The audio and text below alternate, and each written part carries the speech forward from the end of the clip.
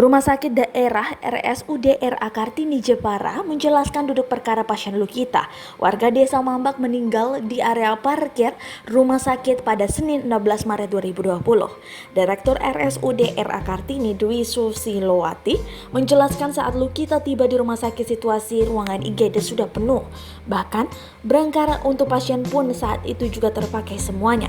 Memang kondisinya 25 unit tempat tidur dan berangkar saat itu sudah terpakai semua. Sehingga kami juga tidak bisa memberikan berangkar itu untuk pasien, jelas dia Selasa 17 Maret 2020 dilansir dari Tribun News.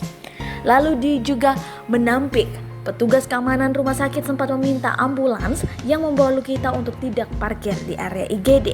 Memang sempat diingatkan petugas keamanan untuk tidak parkir di IGD, tapi tidak perlu jauh-jauh juga nggak apa-apa, jelas dia.